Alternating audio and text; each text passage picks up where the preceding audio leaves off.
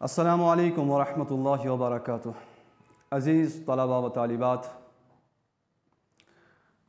آپ ابھی تک چند حدیثیں سن چکے ہیں جو اخلاقیات کے بارے میں ہیں، جن میں اخلاقیات کا درس ہیں، جن میں نبی اکرم صلی اللہ علیہ وآلہ وسلم نے ہمیں نظام زندگی سکھایا ہے کہ کس طریقے سے آپ اپنی زندگی گزاریں اور کس طریقے سے آپ کو انسانوں میں شمار کیا جائے گا۔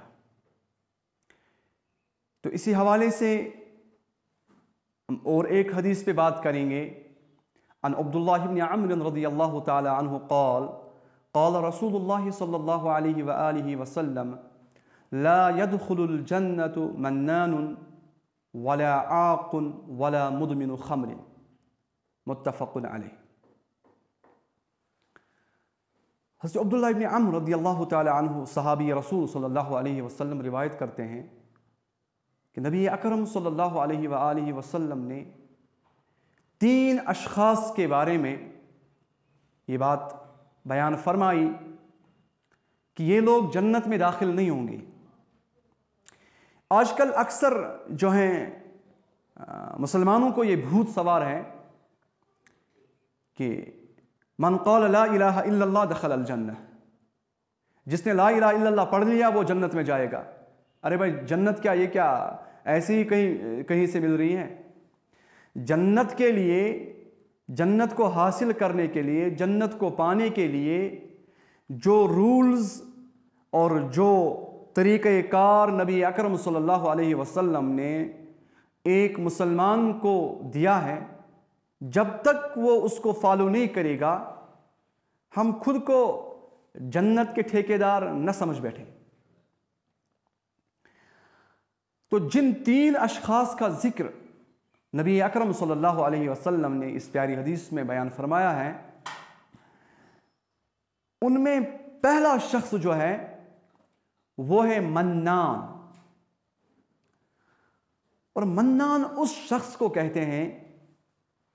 جو احسان جتلانے والا ہو۔ عزیز طلباء و طالبات، اس بات کو آپ نوٹ کر لیں اور اس بات کو آپ اپنے دل میں، اپنے دماغ میں بسا لیں۔ اگر آپ نے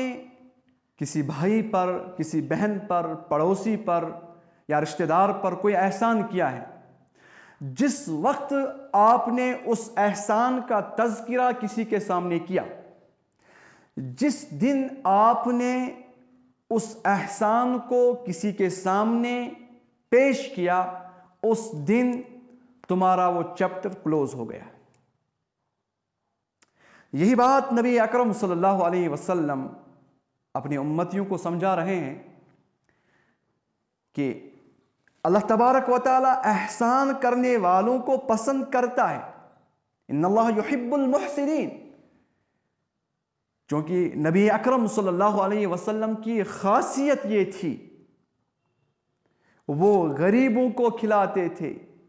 مسکینوں کو کھلاتے تھے، بھوکوں کو کھلاتے تھے، ننگوں کو پہناتے تھے،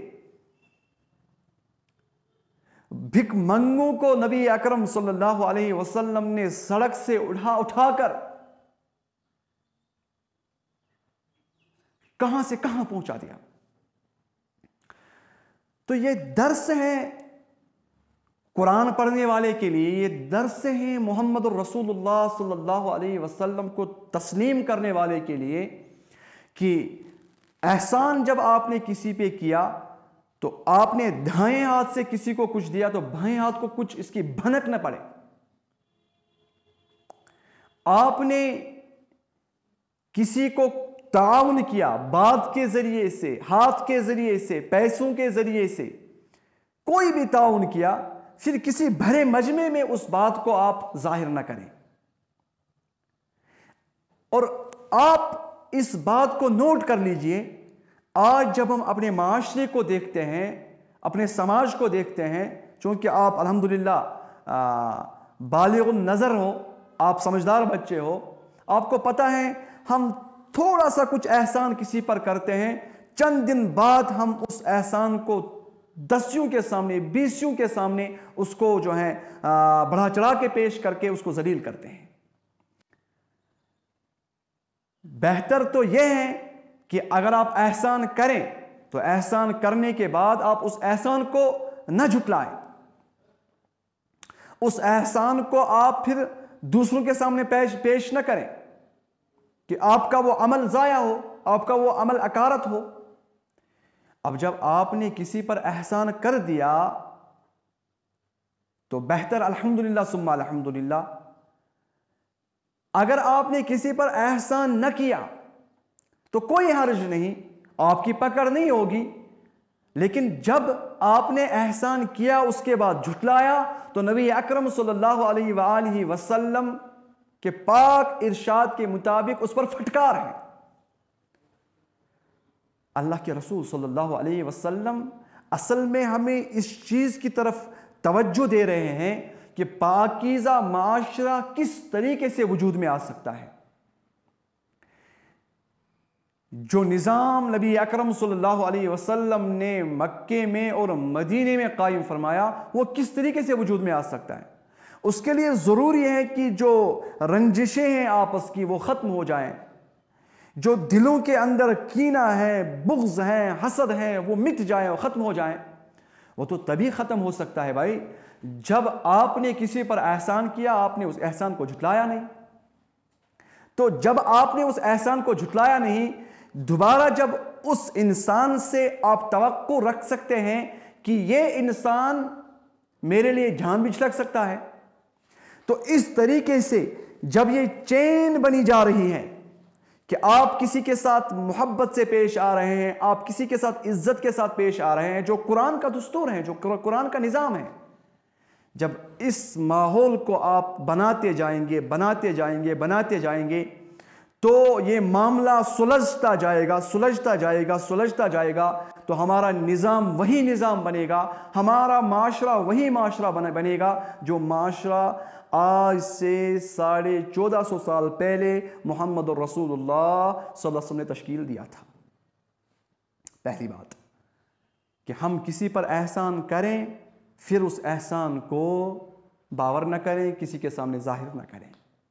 اگر ظاہر کیا تو پھر نبی پاک علیہ الصلوۃ والسلام نے فرمایا ہے کہ وہ جنت میں داخل نہیں ہو سکتا ہے۔ اگر جنت میں داخل ہوگا تو پہلے لٹے گا، پٹے گا، اس کے بعد گھس پٹ کے پھر وہ جنت میں جائے گا۔ وَلَا عَاقٌ، اس کے بعد آپ صلی اللہ علیہ وسلم نے فرمایا والدین کا نافرمان بھی جنت میں داخل نہیں ہوگا۔ لیکن یہاں ایک بات بتانی ضروری ہے، چونکہ پیچھے سے جو میں نے چند حدیثیں بیان کی ہیں وہ والدین سے ریلیٹڈ ہیں، والدین کے متعلق ہیں، اور اس سلسلے میں مجھے ایک ضروری جو ہے بات ذہن میں آئی جو قرآن کے حوالے سے، احادیث کے حوالے سے ہی جو یہاں پہ فٹ ہو رہی ہے، تو مناسب سمجھتا ہوں کہ میں اس بات کو بھی یہاں پہ عرض کرتا چلوں۔ وہ یہ ہے کہ والدین بھی اس خوش فہمی میں مبتلا نہ رہیں کہ اگر میں بچے پر، اپنے بیٹے پر ظلم بھی کروں، اگر میں اپنے بچے پر زیادتی بھی کروں، اگر میں اپنے بچے کو نقصان بھی پہنچاؤں، اس کے باوجود بھی بیٹا ہی نافرمان کہلائے گا، یہ بات غلط ہے۔ کیونکہ قرآن کے کچھ اصول ہیں، نبی اکرم صلی اللہ علیہ وسلم کی سیرت کے کچھ اصول ہیں۔ جیسے حقوق والدین کے بچے پر ہیں، اسی طرح بچے کے حقوق بھی کن پر ہیں؟ والدین پر ہیں۔ والدین بھی اپنے ذہن میں اس بات کو بسا دیں کہ ہماری طرف سے بھی بچوں کے ساتھ زیادتی نہ ہو۔ آج کل اکثر یہ باتیں سننے کو مل رہی ہیں، اکثر ہمارے دوست حضرات یہ باتیں کہتے ہیں کہ عزیز طلبہ جو ہمارے سامنے ہیں ان کو بھی اس بات کا اندازہ ہوگا کہ سر کس بات کی طرف اشارہ کر رہے ہیں۔ اکثر یہ باتیں سننے کو مل رہی ہیں، ہاں بھائی ٹھیک ہے، قرآن نے یہ کہا ہے کہ اف ولا تنہرہما، آپ والدین کو اف تک نہ کریں، لیکن اب اگر کسی باپ کے 3 بیٹے ہیں، 3 میں سے وہ 2 بچوں کو اچھی طرح سے پیار کرتے ہیں، محبت کرتے ہیں، ایک بیٹا ایسا ہے جس کے ساتھ زیادتی ہو رہی ہے، جس کے ساتھ ظلم ہو رہا ہے، جس کے ساتھ ناانصافی ہو رہی ہے، اس معاملے میں قرآن کیا کہتا ہے؟ اس معاملے میں احادیث ہمیں کیا رہنمائی فرماتی ہیں۔ تو اس حوالے سے میں نبی پاک علیہ الصلوۃ والسلام کی ہی ایک بہترین حدیث آپ کے سامنے پیش کرنے جا رہا ہوں۔ نبی اکرم صلی اللہ علیہ وسلم کو ایک صحابی نے عرض کیا، یا رسول اللہ صلی اللہ علیہ وسلم آپ شاہد رہیے، میں اپنا یہ باغ اپنے اس بیٹے کو ہدیتاً جو ہے تحفے میں پیش کر رہا ہوں۔ نبی اکرم صلی اللہ علیہ وسلم نے صحابی سے فرمایا کیا آپ کا اور بھی کوئی بچہ ہے؟ صحابی نے عرض کیا یا رسول اللہ صلی اللہ علیہ وسلم ہاں ہیں۔ تو نبی اکرم صلی اللہ علیہ وسلم نے فرمایا کیا آپ نے ان بچوں کو بھی اسی طریقے سے تحفے میں باغ عنایت کیے ہیں؟ نہیں یا رسول اللہ صلی اللہ علیہ وسلم۔ تو آپ صلی اللہ علیہ وآلہ وسلم بہت ہی غصے میں یہ بات فرماتے اس اپنے صحابی کو کہ آپ نے کیسے سمجھا کہ اس معاملے میں میں شاہد بنوں جس میں دھوکہ ہو رہا ہو، جس میں زیادتی ہو رہی ہو۔ تو اگر کسی باپ کے 3 بیٹے ہیں، وہ تینوں برابر کے حقدار ہیں، میں پیرنٹ سے بھی التجا کر رہا ہوں، ریکویسٹ کر رہا ہوں، جس طریقے سے محمد الرسول اللہ صلی اللہ علیہ وآلہ وسلم نے آپ کے ساتھ احترام کرنے کا حکم کیا، آپ کے ساتھ جو ہے حسن سلوک کرنے کا حکم دیا، قرآن نے حکم دیا، اسی طریقے سے نبی اکرم صلی اللہ علیہ وسلم نے والدین کے ذمے بھی کچھ چیزیں رکھی ہیں جن کا ہمیں خاص خیال رکھنا چاہیے۔ اکثر یہ باتیں آتی ہیں کہ والدین اپنے حد کو بھول جاتے ہیں، تو والدین کو بھی جو اللہ تبارک و تعالیٰ کی طرف سے حکم ہے کہ اگر آپ کے 3 بچے ہیں، تینوں کے برابر حقوق ہیں، ان کو برابر اپنا حق چاہیے، ان کو برابر اپنا حق دیجیے۔ آپ اپنی قبر کو مت جلائیے، آپ اپنی آخرت کو برباد نہ کریں۔